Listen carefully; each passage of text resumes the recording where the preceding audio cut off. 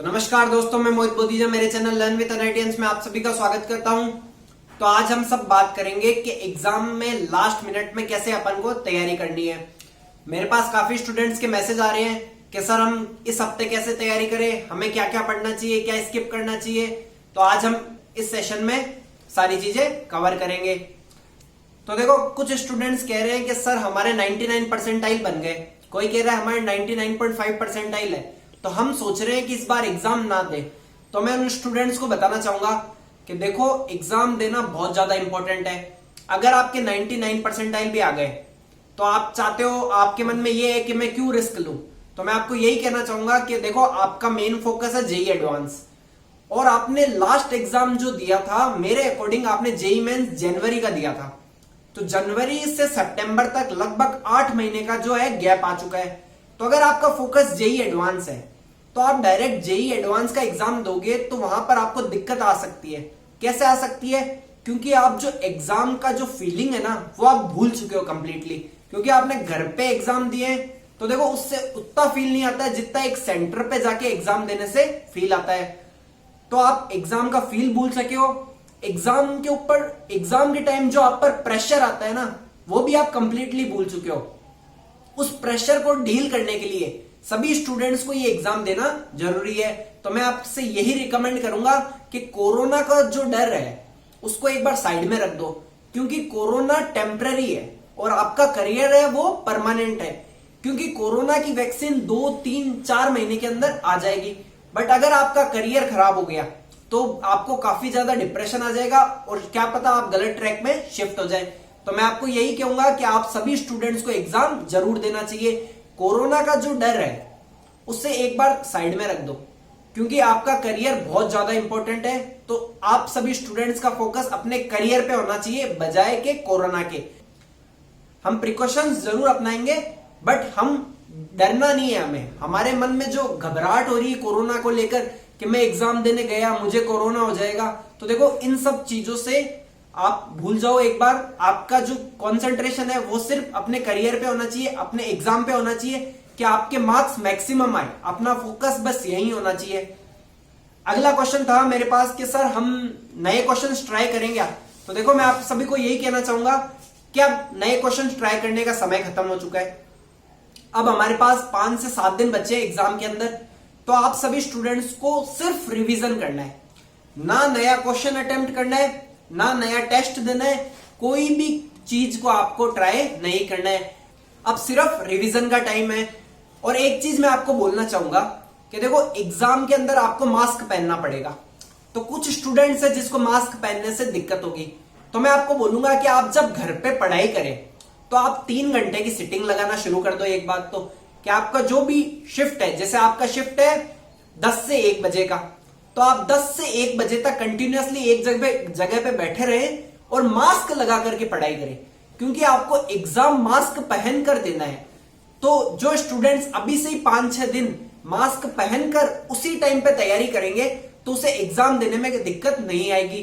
क्योंकि आप घर पर तो बिना मास्क के पढ़ाई कर रहे हैं और आप डायरेक्ट एग्जाम देने गए और मास्क पहन के आपने पढ़ाई करी, तो आपको पता चला कि मेरे को नई नई दिक्कत आ रही है। जैसे कुछ स्टूडेंट्स को दिक्कत आ सकती है कि उनके फॉग आ रहा होगा स्पेक्टेकल्स पे, क्योंकि मैं भी जैसे ड्राइव करता हूं या बाहर जाता हूं तो मेरे को भी ऐसी दिक्कत आ सकती है। तो इस टाइप की प्रॉब्लम्स को आप खुद सॉर्ट आउट करेंगे कि मैं इस प्रॉब्लम को कैसे डील कर सकता हूं। तो वो आप कैसे डील करेंगे जब आप पहले से ही उसके लिए प्रिपेयर होंगे। अगला क्वेश्चन था मेरे पास कि हमें किस ऑर्डर में एग्जाम देना चाहिए। तो देखो स्टूडेंट्स, एग्जाम का जो ऑर्डर है, जो आपने अभी तक जिस ऑर्डर में एग्जाम दिया है, सपोज फॉर एग्जांपल आपने एग्जाम दिया है पहले फिजिक्स का, फिर केमिस्ट्री का, फिर मैथ्स का, तो आपको इसी ऑर्डर में एग्जाम देना है। आपको एग्जाम का ऑर्डर है वो चेंज नहीं करना है। हम एग्जाम, हमारा जो फाइनल एग्जाम है उसके अंदर हम नया एक्सपेरिमेंट नहीं करेंगे बिल्कुल भी। जो अभी तक हमने किया है उसी चीज को हम फॉलो करेंगे। हाँ, तो देखो, कुछ स्टूडेंट्स का मेरे पास मैसेज आया कि सर ये चैप्टर इंपॉर्टेंट है, तो हमें ये चैप्टर पढ़ना चाहिए या नहीं पढ़ना चाहिए। तो देखो स्टूडेंट्स, मैं आपसे यही कहना चाहूंगा कि नए चैप्टर की तरफ बिल्कुल भी मत जाओ। आपकी जितनी प्रिपरेशन होनी थी वो हो चुकी है। किसी स्टूडेंट ने 1 साल तैयारी करी है, किसी ने 2 साल करी है, किसी ने 3 साल भी तैयारी करी है। तो देखो, अभी तक आपने काफी टाइम मिल गया है और आपको 5 महीने एक्स्ट्रा मिल चुके हैं। तो अगर आपका कोई फ्रेंड आपको सजेस्ट करता है कि यार आप तू मैथमेटिकल रीजनिंग पढ़ ले, उससे एक क्वेश्चन कंफर्म आएगा, तो देखो अभी तक आपने अगर उस चैप्टर को नहीं टच किया और आप उस पर आप फोकस करते हो, तो आपका क्या होगा, आप उस चैप्टर को कंप्लीटली नहीं सीख पाओगे। और अब हमें पता है कि a little knowledge is a dangerous thing. अगर आप उस चैप्टर को कंप्लीटली नहीं सीख पाए तो आपका जो एग्जाम के टाइम आप उस क्वेश्चन को अटेम्प्ट करने जाओगे तो वहां पर आपको पहली बात तो थोड़ा ज्यादा टाइम लगेगा, उसके बाद आपकी कोई गारंटी नहीं है कि आपका वो क्वेश्चन सही हो जाएगा। आपको +4 की जगह -1 मिलेगा, उसके बाद आपका टाइम भी बहुत ज्यादा वेस्ट होगा। और अगर आप एग्जाम में उस क्वेश्चन को अटेम्प्ट करने लग गए और आपसे वो क्वेश्चन नहीं हुआ तो एग्जाम का प्रेशर आप पे हावी हो जाएगा। इसलिए इस टाइप की चीजों को अवॉइड करें कि नए चैप्टर्स की ओर ट्राई करें कि आपका फ्रेंड बोल रहा है ये चैप्टर कर ले, इस बार ये चैप्टर इंपॉर्टेंट लग रहा है, इससे क्वेश्चन आएगा, तो इस टाइप की अफवाहों से काफी दूर रहे। तो देखो कुछ स्टूडेंट्स का मेरे पास मैसेज आया था कि सर हमारी थ्योरी कंप्लीट हो चुकी है, अब हम क्या करें। तो देखो मैं आपको यही कहना चाहूंगा कि नए क्वेश्चंस की तरफ बिल्कुल भी मत जाओ, ना कोई पेपर देना है आपको बस थ्योरी को वापस से रिवाइज करना है। जितनी बार आप रिवीजन करोगे आपके कॉन्सेप्ट उतने ही ज्यादा स्ट्रांग होंगे। तो ये सब तो जो स्टूडेंट्स के मैसेजेस आए थे ये उन सब की क्वेरीज का रिप्लाई था। अब आपको मैं जेईई मेन से रिलेटेड कुछ टिप्स देना चाहता हूं। तो देखो स्टूडेंट्स, आपका जो एडमिट कार्ड है वो इस बार 4 पेजेस का आया है, तो आपको चारों के चारों पेज प्रिंट करवा के ले जाने। अगर आप कलर प्रिंट करवा सकते हो तो ठीक है, वरना ब्लैक एंड व्हाइट प्रिंट भी अलाउ है। मतलब कंपलसरी नहीं है कि कलरफुल प्रिंट ही आपको लेके जाना है। उस पे जो इंस्ट्रक्शंस है उनको आप अच्छे से एक बार पढ़ लेना। तो देखो मैं कुछ इंस्ट्रक्शंस है जो आपको एक बार बता देता हूं। आप जो पेन लेके जाओगे वो ट्रांसपेरेंट होना चाहिए, मतलब पारदर्शी। मतलब उसके अंदर ऐसा नहीं होना चाहिए कि सॉलिड बॉडी अपन को अंदर से दिख नहीं रही है। पेन ट्रांसपेरेंट होना चाहिए। उसके बाद अभी कोरोना का टाइम चल रहा है, तो देखो आप वहां के वाटर कूलर्स को यूज ना करके आप अपने खुद की वाटर बॉटल्स लेके जाना। और वाटर बॉटल्स भी क्या होनी चाहिए, ट्रांसपेरेंट होनी चाहिए। ठीक है, आप ऐसा नहीं कि स्टील की बोतल लेके चले गए कि भाई इसमें पानी ठंडा रहेगा, तो देखो वो सारी चीजें नहीं होनी चाहिए। आपको ट्रांसपेरेंट बोतल ही लेके जानी है। उसके बाद बात करें कि शर्ट पे बटन्स नहीं होने चाहिए, बड़े बड़े बटन्स नहीं होने चाहिए। देखो ये इंस्ट्रक्शन लिखे हुए हैं, आप एक बार इनको पढ़ भी लेना। और आप ऐसे शर्ट्स पहनने को अवॉइड करना जिसमें बड़े बड़े बटन्स हो, क्योंकि यहां पर एग्जामिनर आप पे शक कर सकता है कि उन बटन्स के अंदर कुछ डिवाइस छुपा हो सकता है या कैमरा लगा हो सकता है। उसके बाद आपको जो रिपोर्टिंग टाइम दिया गया है उसी रिपोर्टिंग टाइम में आप उस सेंटर पे पहुंच जाना, ताकि सेंटर पे भीड़ ना हो। अगर आप अपने गिवन रिपोर्टिंग टाइम पे सेंटर पे पहुंच जाते हैं तो आप टाइम से अंदर चले जाएंगे और बाहर भीड़ इकट्ठी नहीं होगी। देखो गवर्नमेंट ने बहुत प्लानिंग करके आपके लिए एग्जाम करवाया है। गवर्नमेंट काफी बड़ा रिस्क लेके आपका एग्जाम करा रही है, तो आपको गवर्नमेंट के ऊपर विश्वास रखना पड़ेगा कि गवर्नमेंट आपकी सेफ्टी का पूरा पूरा ध्यान रख रही है। और देखो मास्क पहनकर जाना तो सबके लिए कंपलसरी है ही। उसके बाद आप सेंटर पे जब जाओगे तो आपको मास्क प्रोवाइड कराया जाएगा, मतलब आप अपना मास्क पहनकर अंदर नहीं जा सकते। वहां पर सबके लिए जो कॉमन मास्क होगा वही मास्क आपको मिलेगा, तो आप वो मास्क पहनकर जाएंगे और मास्क को पूरे टाइम पहनकर रखना कंपलसरी है। और जो आपके रूम्स रहेंगे वो एग्जाम के पहले और एग्जाम के बाद सैनिटाइज हो जाएंगे, तो आपको डरने की कोई जरूरत नहीं है। और वैसे भी हम एग्जाम ऑनलाइन देने वाले हैं, मतलब हमारा जो फेस है वो सिर्फ कंप्यूटर स्क्रीन की तरफ होगा और पार्टीशन लगे हुए होंगे। तो देखो कोरोना फैलने की कंडीशन तो है ही नहीं, अगर आप थोड़ा सा ध्यान रखो।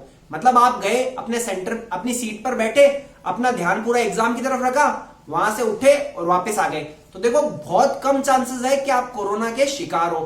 तो देखो अगर आप प्रिकॉशंस फॉलो करते हैं तो मेरे अकॉर्डिंग यहां पर कोरोना फैलने की बहुत कम उम्मीद है। और देखो सैनिटाइजर की बोतल ले जाना आपको अलाउ किया गया है, तो सभी 50 ml की सैनिटाइजर की बोतल लेके जाना, इससे बड़ी बोतल भी अलाउ नहीं है। ठीक है, तो 50 ml की सैनिटाइजर की बोतल लेके जाना। और जब भी आपको ऐसा लगे कि मुझे मेरे फेस को टच करने की फीलिंग आ रही है या मुझे थोड़ी खुजली हो रही है, तो आप अपने हाथ को पहले सैनिटाइज करें, उसके बाद अपने फेस को टच करें।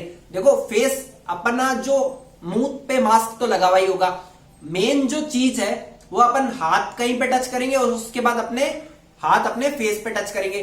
तो फेस पे हाथ टच करने से पहले आपको सैनिटाइज कर लेना, बस आपको इतनी ही चीज का ध्यान रखना है। जैसा कि हम सब जानते हैं कि पिछले 4 से 5 महीनों में हमारे जो पिताजी है, माताजी है, वो हमारे घर का काम कर रहे हैं, बाहर का काम कर रहे हैं, तो देखो डरने की जरूरत तो है नहीं, क्योंकि जो हमारे घर वाले जब बाहर जा सकते हैं, काम कर सकते हैं, तो देखो वो भी एक सेफ्टी मेजर के साथ बाहर जाते हैं, मतलब मास्क पहन के जाते हैं, ठीक है। तो हमें भी बस उन सेफ्टी मेजर्स को फॉलो करना है कि भाई मास्क पहनने, हाथों को सैनिटाइज करना है। और देखो 3 घंटे की बात है, आपको ना तो सेंटर में बहुत ज्यादा जल्दी पहुंचना है, ना बहुत लेट पहुंचना है, मतलब आपको जो रिपोर्टिंग टाइम गिवन है उसी टाइम पे आपको सेंटर पे पहुंचना है।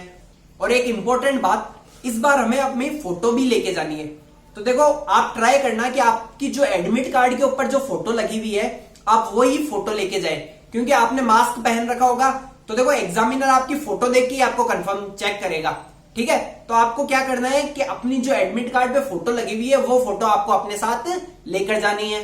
तो देखो मेन टिप्स जो है एग्जाम की वो मैंने आपको दे दी है। बस आपका जो मेन फोकस अब होना चाहिए वो होना चाहिए थ्योरी के ऊपर, फॉर्मूला के ऊपर, आपने जो शॉर्ट नोट्स बनाए उनके ऊपर होना चाहिए। आपको नया क्वेश्चन तो बिल्कुल भी ट्राई नहीं करना चाहिए। तो देखो लर्न विद एनआईटीएंस ने वन शॉट रिवीजन सीरीज चालू करी है। इसके अंदर हम आपको शॉर्ट नोट्स प्रोवाइड करवा रहे हैं और उसके साथ लास्ट ईयर के क्वेश्चंस करवा रहे हैं, विद सॉल्यूशन करवा रहे हैं। तो बस आपको उन क्वेश्चंस को देखना है और हम इजी क्वेश्चंस ही कवर कर रहे हैं। आपको टफ क्वेश्चन तो अब करना ही नहीं है, बस आपको इजी क्वेश्चंस करने जो जेईई मेंस में आते हैं। तो हमारी उस सीरीज के अंदर हमने थ्योरी भी अच्छे से कवर करी है और क्वेश्चंस भी आपको इजी क्वेश्चंस करवाए हैं जो कि एग्जाम में आने की पॉसिबिलिटी है। एक चीज, पेपर को सॉल्व करते टाइम आपको ये चीज ध्यान रखनी है कि अगर आप पेपर सॉल्व कर रहे हैं और आपके पहले हार्ड क्वेश्चन आ गया, तो देखो आपको उस क्वेश्चन को स्किप करना पड़ेगा। आप उस क्वेश्चन में अटके मत रहना। मैं तो ये कहता हूं कि 1.5 घंटे तक आपको जो क्वेश्चंस आसान लगे वही करना। मतलब आप पहले क्वेश्चन से स्टार्ट कर रहे हो फॉर एग्जांपल, तो आप उस क्वेश्चन को करते जाओ। हुआ ठीक है, नहीं हुआ तो स्किप करो, हुआ ठीक है, नहीं हुआ तो स्किप करो। 1.5 घंटे तक आप स्किप कर करके क्वेश्चंस करो, तो आपके जो इजी क्वेश्चंस है वो हो जाएंगे। देखो हमें 300 में से 300 मार्क्स तो लाने नहीं है। हमारा मेन टास्क यही रहेगा कि हमें भाई क्वालिफाई करना है अच्छी एनआईटी के लिए, अच्छी ब्रांच के लिए। तो देखो आप अगर 200 से 250 मार्क्स भी लेके आ जाते हो 300 में से, तो आपको अच्छी एनआईटी में अच्छी ब्रांच मिल जाएगी। देखो मैं मार्क्स की श्योरिटी नहीं हूं कि 200 नंबर पे आपको अच्छी एनआईटी मिलेगी, बट हम एक अप्रोक्स आइडिया लगा रहे हैं। फॉर एग्जाम्पल अगर आपका पेपर 70% होता है और अगर आप 70% पेपर को अच्छे से कर पाते हो, तो अगर आपका 70% मार्क्स निकाले हम 300 के, तो अराउंड 210 मार्क्स होते हैं। तो 210 मार्क्स काफी अच्छा स्कोर माना जाता है। तो इसलिए मैं आपको यही कहूंगा कि आप जो रिवीजन कर रहे हो, जो आपको आता है, आपको वही चीज अभी रिवाइज करनी है। अगर आप 70 से 80% रिवीजन भी ढंग से कर लेते हो और उसको एग्जाम में इंप्लीमेंट कर सकते हो, तो मैं कहता हूं कि आपका रिजल्ट बहुत अच्छा आने वाला है। कि प्रिकॉशंस के साथ एग्जाम देने जाएं और टेंशन बिल्कुल नहीं करनी है। कोरोना चल रहा है, बट अपने दिमाग से कोरोना का डर निकाल दो। All the best for the exams.